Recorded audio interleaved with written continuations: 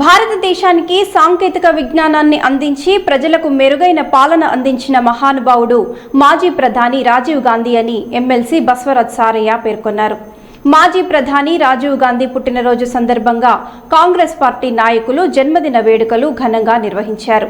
కార్యక్రమంలో ఎమ్మెల్సీ బస్వరాజ్ సారయ్య, వరంగల్ జిల్లా అధ్యక్షులు ఎర్రబెల్లి స్వర్ణ, నాయకులు గుంటేటి నరేందర్, జన్ను రవి, బస్వరాజ్ శ్రీమాన్, రాముల బాబు, ఎండి మస్తాన్ తదితరులు పాల్గొని కేక్ కట్ చేసి పండ్లు, మిఠాయి పంపిణీ చేశారు. ఈ సందర్భంగా ఎమ్మెల్సీ బస్వరాజ్ సారయ్య, ఎర్రబెల్లి స్వర్ణలు మాట్లాడుతూ భారతదేశానికి సాంకేతిక విజ్ఞానాన్ని అందించి ప్రజలకు మెరుగైన పాలన అందించిన మహానుభావుడు మాజీ ప్రధాని రాజీవ్ గాంధీ అని వారు అన్నారు.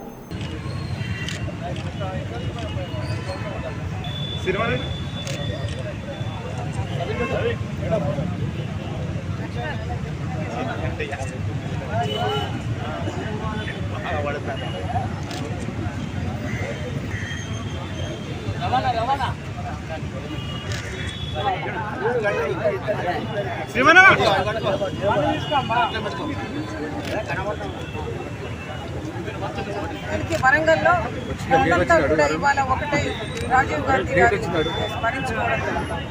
రాజీవ్ గాంధీ గారు చేసిన సేవలన్నీ కూడా ఈ దేశానికి వెన్నెముక యువత అని చెప్పడం జరిగింది. యువతను ముందుగా ప్రోత్సహిస్తూ ఈ దేశంలో మొట్టమొదటి స్థానంలో ఈ దేశం ఉండాలంటే యువత ముందుండాలి అని ఒక ఆలోచన చేసింది రాజీవ్ గాంధీ గారు.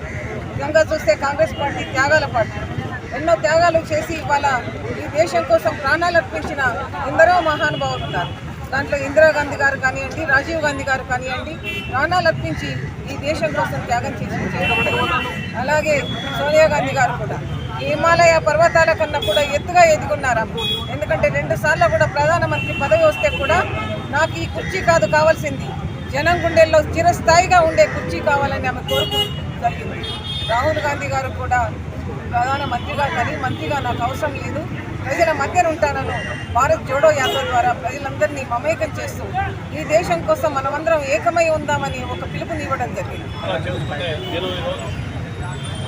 రాజీవ్ గాంధీ ఆశయాలు కొనసాగించాలనే ఏకైక లక్ష్యంతో కాంగ్రెస్ పార్టీ ఈ దేశానికి ఈరోజు కంప్యూటర్ యుగంలో రావడానికి ఇవాళ మీరందరూ కూడా సెల్ ఫోన్ చెల్లబడుతుంది ఫోన్ చేసుకుంటే కదా, సెల్ ఫోన్ రావడానికి కూడా ఆనాడు రాహుల్ గాంధీ గారి యొక్క రాజీవ్ గాంధీ గారి యొక్క ఆలోచన విధానమే ఈ భారతదేశాన్ని టెక్నాలజీగా ప్రపంచంలో ఒక తీసుకుంటాలనే ఒక సంకల్పంతో చేసిన కార్యక్రమం.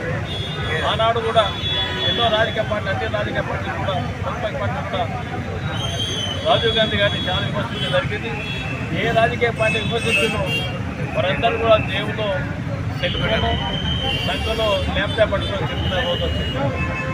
ఎక్కడ పోయినా కానీ ఆన్లైన్ కొనండి కదా, ల్యాప్టాప్ కానీ సెల్ ఫోన్ కానీ విప్లవాత్మకమైన మార్పులు తెచ్చిన దేశంలో రాజీవ్ గాంధీ గారు అన్నిటికన్నా ఎక్కువ ఇంకా గ్రామాలను కూడా పట్టణాలు కూడా అభివృద్ధి పొందడానికి గ్రామ స్వరాజ్యం కావాలనే మహాత్మా గాంధీ గారి యొక్క కళల్ని నిజం చేసిన ఏకైక నాయకుడు రాజీవ్ గాంధీ గారి గురించి చెప్పగలరు.